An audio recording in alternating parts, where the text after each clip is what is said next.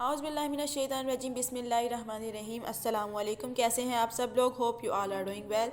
सो students, देखते हैं अपने आज के इस लेक्चर को। आज के इस लेक्चर में हम लोग डिस्कस करेंगे एक्सरसाइज 1.3 को, जिसमें हमें बहुत कुछ सीखने को मिलेगा। सो चलते हैं अपने लेक्चर की तरफ। एक्सरसाइज 1.3 का पहला क्वेश्चन है, the sum of three consecutive integer is 42, find the integers.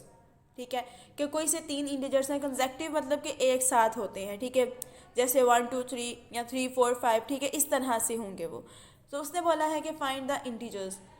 So integers को हम लोगों ने पहले लेट किया ए। ठीक है, कि ए हमारे पास कोई सा भी नंबर है, दूसरा जो होगा ऑब्वियसली वो उसके बाद वाला ही नंबर होगा।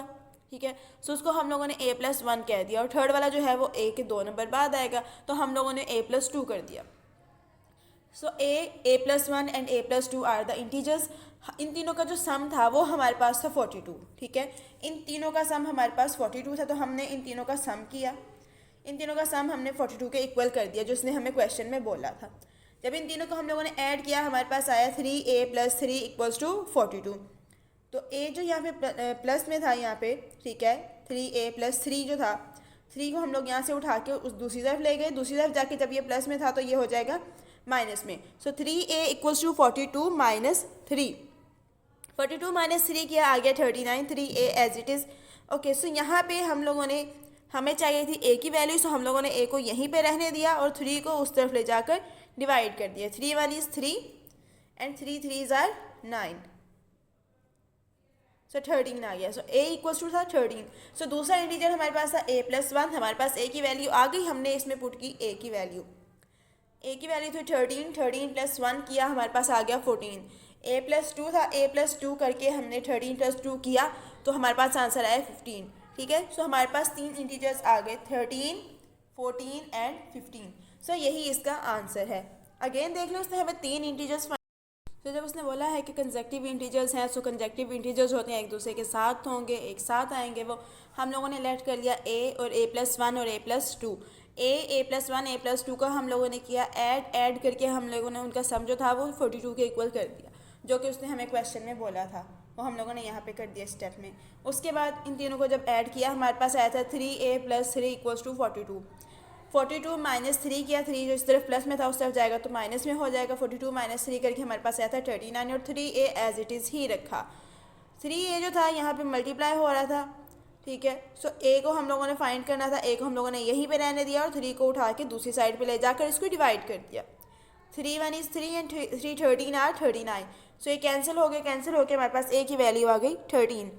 सो a+1 = 13 + 1, सो इसकी वैल्यू आ गई 14, और दूसरी जो वैल्यू थी इसकी वो आ गई थी 15। हमारे पास तीन वैल्यूज़ आ गई 13, 14 एंड 15। सो यही इसका आंसर है। The next question is question number 2। Question number 2 में उसने हमें एक डायग्राम दी है, राइट एंगल ट्राइंगल है, कि जिसमें उसने एक एंगल जो है हमें उसकी लेंथ दी हुई है और दूसरे की लेंथ जो है फाइंड करने के लिए बोला है। एक जो उसने लेंथ दी है वो है AC की लेंथ है √3 + √5 सेंटीमीटर, और उसने एरिया दिया है, एरिया = 1 + √15 सेंटीमीटर स्क्वायर, और उसने बोला है कि A और B की लेंथ फाइंड करें।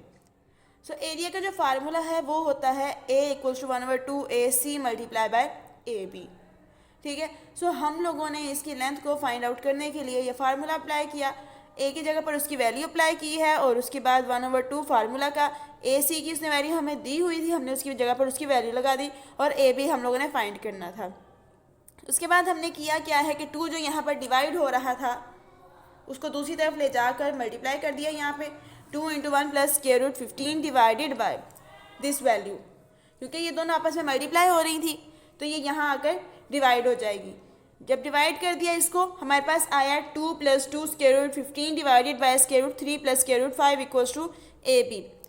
अब इसके बाद हमारे पास जब ये रैशनलाइज होना था, ठीक है, क्योंकि ये स्क्वायर रूट की फॉर्म में था नीचे वाली वैल्यूज़, और ये सॉल्व भी नहीं हो रहा था, तो हम लोगों ने इसको सॉल्व करने के लिए इसको रैशनलाइज किया।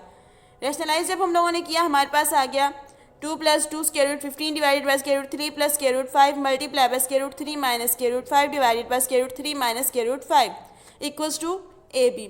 ऊपर वाली वैल्यूज़ आपस में मल्टीप्लाई हो गई, नीचे वाली वैल्यूज़ नीचे से मल्टीप्लाई हो गई। उसके बाद हम लोगों ने ये किया है कि पहली वैल्यू को 2 को इसके साथ मल्टीप्लाई किया, फिर 2 को 5 के साथ √5 के साथ मल्टीप्लाई किया। उसके बाद 2 स्क्वायर रूट 15 को स्क्वायर रूट 3 से मल्टीप्लाई किया है एंड देन 2 स्क्वायर रूट 15 को 5 से मल्टीप्लाई किया। इसके बाद इसको रैशनलाइज किया, ये दोनों चीज़ें एज इट इज़, इसको किया रैशनलाइज, फैक्टराइज किया। इसको फैक्टराइज जब किया तो 9 मल्टीप्लाई बाय स्क्वायर रूट 5 हो गया था, -2 स्क्वायर रूट 25 मल्टीप्लाई बाय 3। उसके बाद हम लोगों ने किया ये है कि नीचे वाली जो वैल्यूज थी इसके ऊपर जब फार्मूला पुट किया सो -2 आ गया। इनको सॉल्व किया फर्दर, 9 जो था वो 3 का स्क्वायर था, 25 जो था वो 5 का स्क्वायर था, तो वो बाहर आ गई वैल्यूज़। इनको मल्टीप्लाई किया, मल्टीप्लाई करने के बाद हमारे पास ये फॉर्म आ गई, 2 square root 3 -2 square root 5 + 6 square root 5 - 10 square root 3 divided by -2 = AB। Square root 3 वाली जो थी पहले उनको सॉल्व किया और उसके बाद स्क्वायर रूट 5 वाली जो थी उसको सॉल्व किया। स्क्वायर रूट 5 वाली जो थी हमारे पास थी -2 स्क्वायर रूट 5 + 6 स्क्वायर रूट 5, ठीक है। सो प्लस माइनस माइनस, सो 6 - 2 किया हमने तो हमारे पास आ गया 4 स्क्वायर रूट 5। उसके बाद किया ये है कि प्लस माइनस माइनस हो रहे थे तो -10 + 2 किया, सो ये हमारे पास आ गया -8 स्क्वायर रूट 3, और जो नीचे वाला -2 था वो एज इट इज़ ही रहा, ठीक है। उसके बाद ऊपर से 2 कॉमन आया था, कॉमन लेके कैंसिलेशन की है और जो माइनस था उसने उनके सिंबल्स कर दिए change. 2 square root 5 - 4 square root 3 था, सो जब इसके साथ माइनस लगा तो माइनस ने इनके सिंबल चेंज करके 4 स्क्वायर रूट 3 - 2 स्क्वायर रूट 5 कर दिया। सो यही इसका आंसर है। तो देखते हैं अब इसके थर्ड क्वेश्चन को। थर्ड क्वेश्चन में उसने हमें एक दी है रेक्टेंगल, और रेक्टेंगल का उसने लेंथ और विड्थ दे दी हुई है। लेंथ और विड्थ देकर उसने बोला है कि इसका एरिया फाइंड करो। सो लेंथ इसकी है 2 + स्क्वायर रूट 18 और विड्थ इसकी है 5 - 4 square root 4 divided square root 2। Area हम लोगों ने फाइंड करना है। सो एरिया का फार्मूला है, रेक्टेंगल के एरिया का फार्मूला वो है length multiply by width. So length multiply width किया तो हमारे पास था 2 + square root 18 multiply by 5 - 4 divided by square root 2। So 2 को पहले इन सब के साथ मल्टीप्लाई किया, इस 2 को इनके साथ मल्टीप्लाई किया, 2 को 5 से मल्टीप्लाई किया, हमारे पास आ गया 10, 10 - 2 4 = 8, 8 डिवाइडेड बाय स्क्वायर रूट 2। अब स्क्वायर रूट 18 को हम लोगों ने करना है, सो ये 5 स्क्वायर रूट 18 हो जाएगा, माइनस प्लस माइनस माइनस होता है, सो माइनस आ गया, 4 × square root 18 divided by square root 2, 10 as it is, 8 divided by square root 2 भी एज इट इज़, प्लस 18 को जब हम लोगों ने फैक्टराइज किया हमारे पास आया 2 मल्टीप्लाई बाय 3 मल्टीप्लाई बाय 3, सो ये 3 का स्क्वायर हो गया। सो 3 का जो स्क्वायर था स्क्वायर रूट से कैंसिल होकर बाहर आ गया, 5 मल्टीप्लाई बाय 3 हो गया, सो ये square root 2 as it is, -4 square root 18 और स्क्वायर रूट 2 था, ठीक है। So according to law of indexes and law of radicals हमारे पास square root 18 divided by square root 2 को हम लोग एक ही स्क्वायर रूट में लिख सकते हैं। सो हम लोगों ने इसको लिख लिया, square root 18 over square root 2 को हम लोगों जब लिखा तो ये हो गया स्क्वायर रूट 18 डिवाइडेड बाय 2।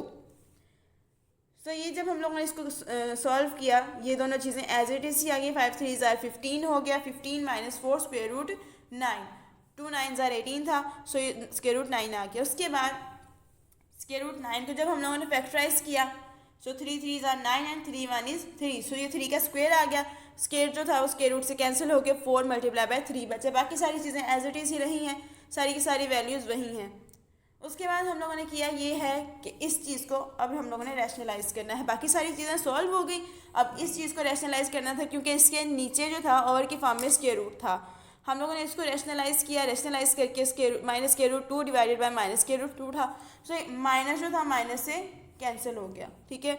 सारी वैल्यूज़ एज इट इज़ ही रही हैं, बस ये दोनों जो हैं ये कैंसिल हुए।